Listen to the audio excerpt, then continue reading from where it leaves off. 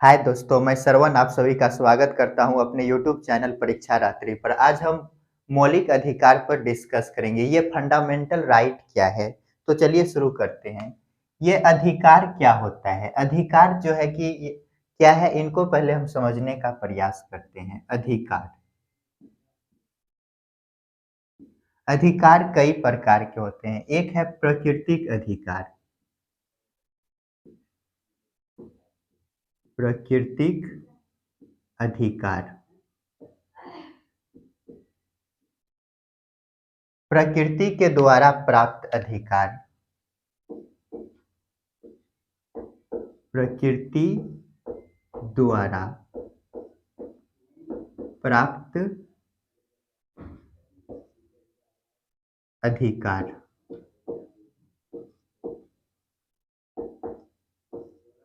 प्राकृतिक अधिकार कहलाता है। इसको यदि उदाहरण ले तो उदाहरण जीवन जीने का अधिकार। जीवन जीने का अधिकार,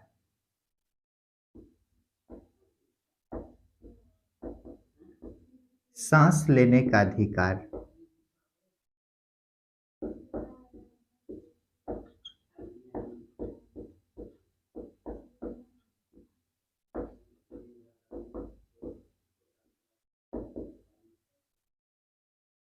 प्रकृति, ये जो अधिकार हैं ये मनुष्य और पशु पक्षी को प्राप्त है। यह अधिकार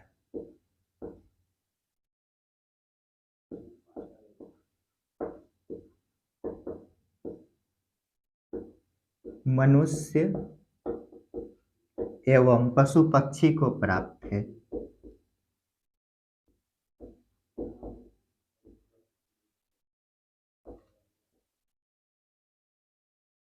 को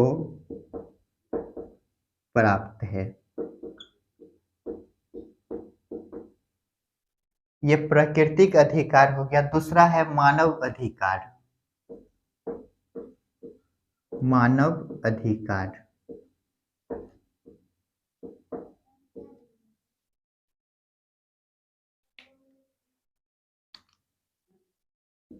मानव होने के नाते जो मनुष्य को अधिकार प्राप्त है उसे मानव अधिकार कहते हैं। मनुष्य होने के नाते मनुष्य को प्राप्त अधिकार।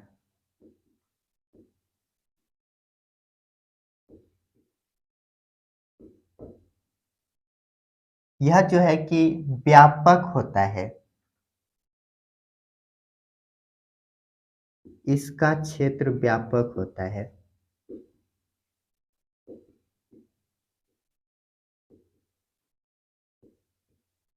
व्यापक होता है। जल्दी से इनको नोट कीजिए।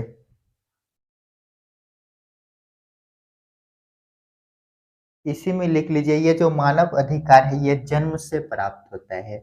ये जन्म से प्राप्त होता है।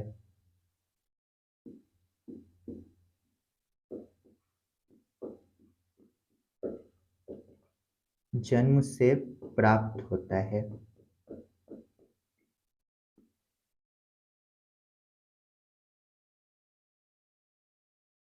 एक है विधिक अधिकार। चलिए पहले इनको समझ लेते हैं, उसके बाद उन पर डिस्कस करेंगे। ये मौलिक अधिकार क्या है, पहले तो हम ये जानने का प्रयास करें ये अधिकार क्या होता है। तो अधिकार के कई प्रकार हैं। पहला लिखे हैं प्राकृतिक अधिकार। जो हमें प्रकृति से प्राप्त अधिकार है उसे हम क्या कहेंगे? प्राकृतिक अधिकार। उदाहरण के लिए जीवन जीने का अधिकार, ये प्रकृति से प्राप्त है। सांस लेने का अधिकार, ये कहाँ से प्राप्त है? तो प्रकृति से अधिकार। यह अधिकार जो है प्राकृतिक अधिकार मनुष्य एवं पशु पक्षी को प्राप्त अधिकार है। दूसरा लिखे हैं मानव अधिकार। ये मानव अधिकार क्या है? मनुष्य होने के नाते मनुष्य को प्राप्त अधिकार। मनुष्य होने के नाते जो मनुष्य को प्राप्त अधिकार है उसको क्या कहते हैं? मानव अधिकार कहा जाता है। यदि इसके क्षेत्र के बारे में देखें, मनुष्य का क्षेत्र क्या है? व्यापक, तो इसका क्षेत्र क्या है? व्यापक होता है। ये जो है मानव अधिकार मनुष्य को जन्म से प्राप्त होता है। जैसे ही हम जन्म लेते हैं, उसी समय से हमें मानव अधिकार प्राप्त हो जाता है। जल्दी से इनको नोट कीजिए।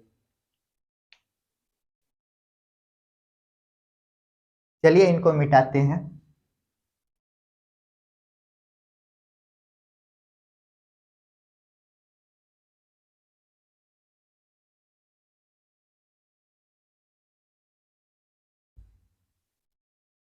दूसरा है विधिक अधिकार। विधिक अधिकार, ये जो विधिक अधिकार है, इसको दो रूपों में हम समझ सकते हैं। एक तो संवैधानिक अधिकार,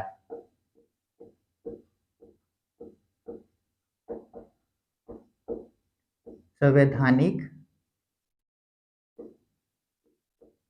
अधिकार, संविधान द्वारा प्राप्त अधिकार।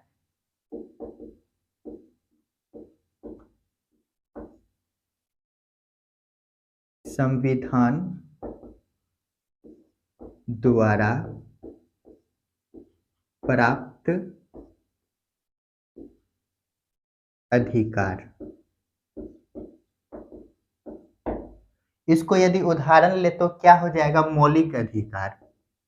उदाहरण, मौलिक अधिकार। मौलिक अधिकार को ही मूल अधिकार भी बोला जाता है। मौलिक अधिकार।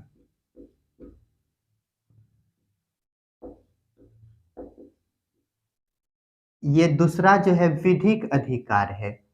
विधिक अधिकार, विधिक या कानूनी अधिकार।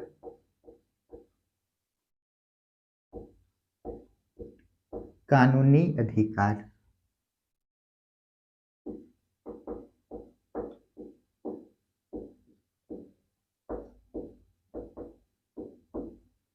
कानून बनाकर दिया गया अधिकार।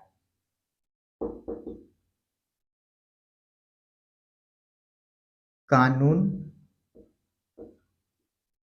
बनाकर दिया गया अधिकार। दिया गया अधिकार। यदि उदाहरण को देखें,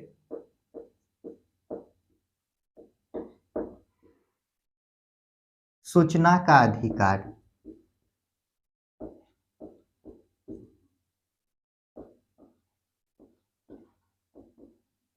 जल्दी से इनको नोट कीजिए। एक इसी में हो जाएगा उदाहरण में मातृत्व अधिकार।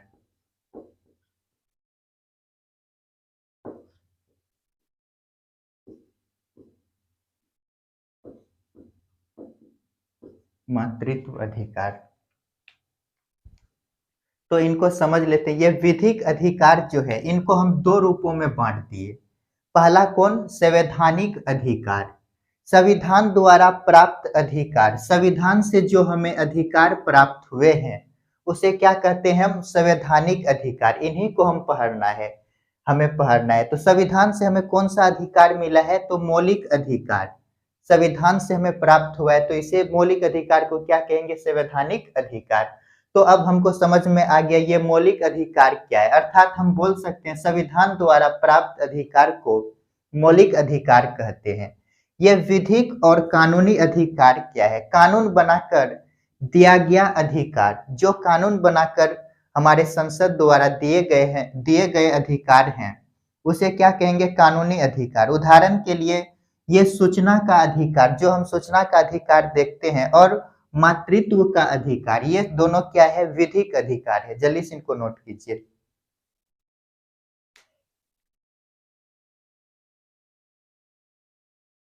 चलिए इनको मिटाते हैं अब।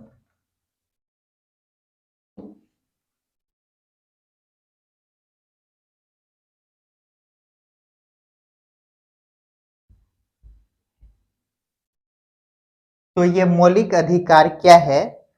संविधान द्वारा प्राप्त अधिकार। यहाँ पे लिख सकते हैं संविधान द्वारा प्राप्त अधिकार। संविधान द्वारा प्राप्त अधिकार।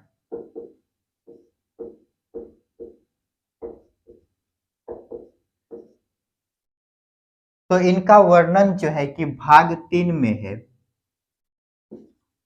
भाग 3 अनुच्छेद 12 से लेकर 35 तक। भाग को जो है कि रोमन में लिखा जाता है, हालांकि हम सब ऐसे भी 3 लिख देते हैं। तो भाग 3 अनुच्छेद 12 से 35।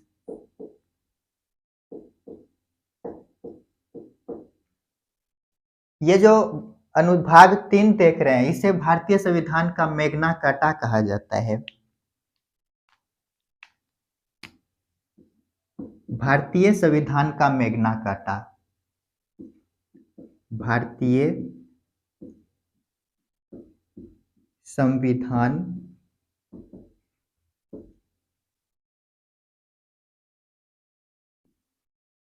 का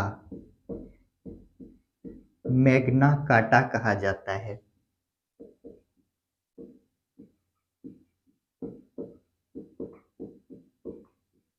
ये मैग्ना कार्टा क्या है, तो इनको भी समझ लेते हैं। क्या होता है, 1215 ईस्वी में इंग्लैंड के राजा द्वारा अपने जनता को कुछ लिखित दस्तावेज देते हैं। तो यहाँ पे लिखते हैं 1215 ईस्वी में इंग्लैंड के राजा द्वारा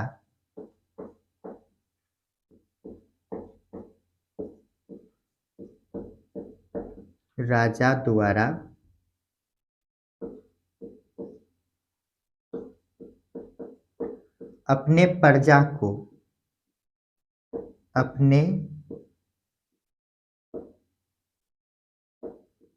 को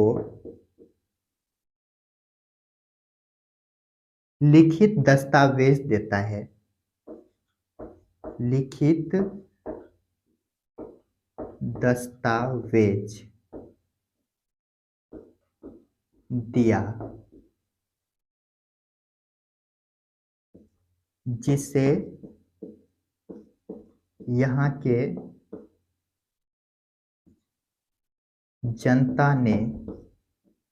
जनता बोले तो प्रजा ने मैग्ना कार्टा कहा।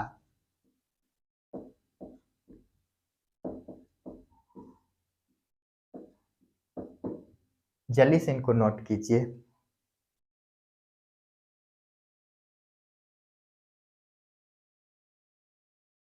यहीं पे लिखते हैं, ये मौलिक अधिकार क्या है। भारतीय जनता को संविधान द्वारा प्राप्त अधिकार मौलिक अधिकार कहलाता है।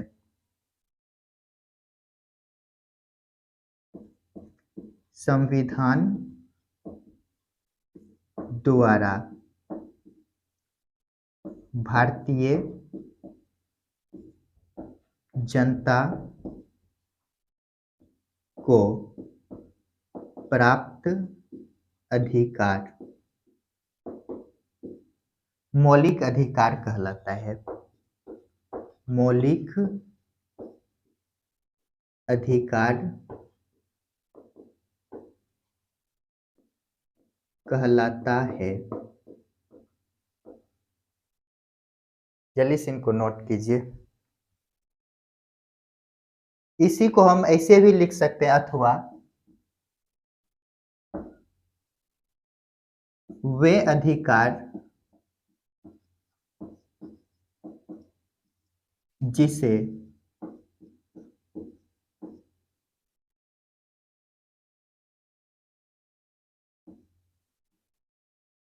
संविधान द्वारा संरक्षण प्राप्त हो। संविधान द्वारा संरक्षण प्राप्त हो।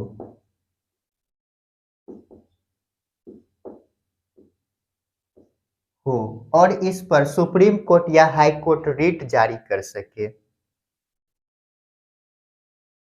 और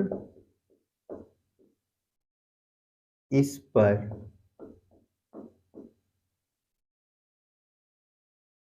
सुप्रीम कोर्ट या हाई कोर्ट रिट जारी कर सके।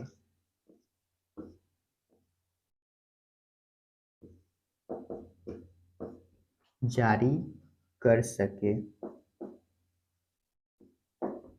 जल्दी से इनको नोट कीजिए।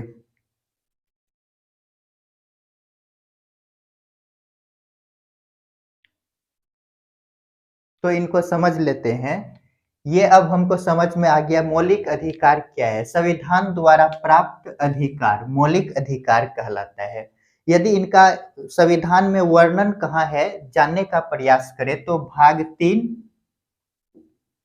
अनुच्छेद 12 से लेकर 35 के बीच में मौलिक अधिकार का वर्णन है। भाग 3 को भारतीय संविधान का मैग्ना कार्टा कहा जाता है। ये मैग्ना कार्टा क्या है? तो पहली बार 1215 ईस्वी में इंग्लैंड के राजा द्वारा अपने प्रजा जनता को लिखित दस्तावेज दिया, जिसे वहां के जनता ने मैग्ना कार्टा कहा। इंग्लैंड के राजा ने अपने प्रजा को कुछ लिखित दस्तावेज देता है जो कि वहां के जनता ने मैग्ना कार्टा कहा, वहीं से यह मैग्ना कार्टा शब्द आया। यहाँ लिखे हैं संविधान का डेफिनेशन लिखे हैं। संविधान द्वारा भारतीय जनता को प्राप्त अधिकार मौलिक अधिकार कहलाता है, जो कि यहाँ पर समझ चुके हैं। इसी को हम अथवा फिर लिखे हैं वे अधिकार जिसे संविधान द्वारा संरक्षण प्राप्त हो, संरक्षण प्राप्त हो, अर्थात ये इसी में लिखे हैं जिस पर, अर्थात ये मौलिक अधिकार पर सुप्रीम कोर्ट या हाई कोर्ट रीट जारी कर सकता है। ये रीट क्या होता है आगे जब पढ़ेंगे तो हम बेहतर जानने का प्रयास करेंगे। तो जल्दी से इनको लिखिए।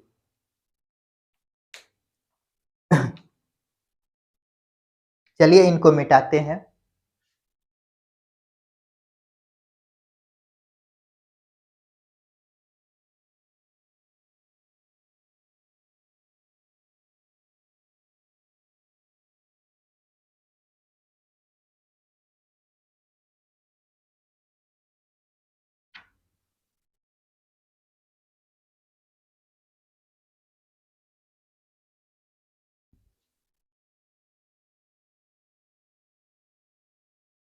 यहीं पे लिखते हैं ये जो मूल अधिकार है, मूल संविधान में यदि बात करें तो 7 तरह के मौलिक अधिकार थे।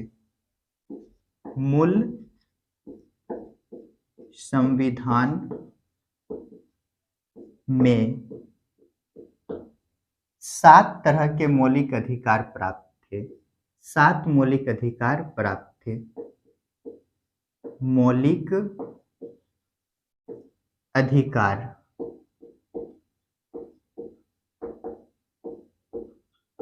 प्राप्त थे लग गया तो पहले था अब नहीं है। तो क्या होता है 44वां संविधान संशोधन, कॉन्स्टिट्यूशनल अमेंडमेंट 1978। 1978 में 44वां संविधान संशोधन होता है। इसके तहत संपत्ति के अधिकार को मौलिक अधिकार से हटाकर, यहाँ पे लिखते हैं इसके तहत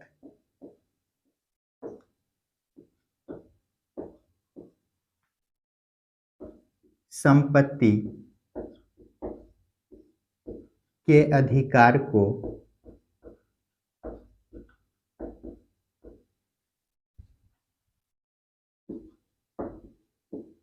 मौलिक अधिकार से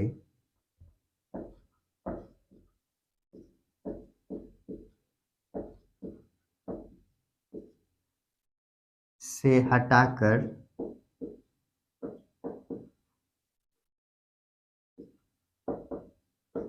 301 के तहत कानूनी अधिकार बना दिया गया। 301 के तहत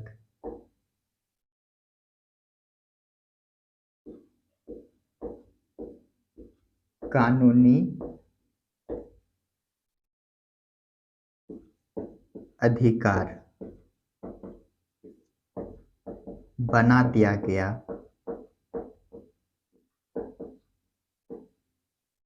जल्दी से इनको नोट कीजिए। तो अब वर्तमान में मौलिक अधिकार कितने हैं? तो 6 है। यहाँ पे लिख लेते हैं वर्तमान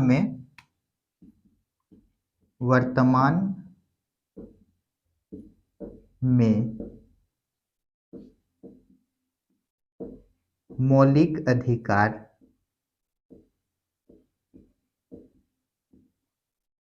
6 हैं। जल्दी से इनको नोट कीजिए।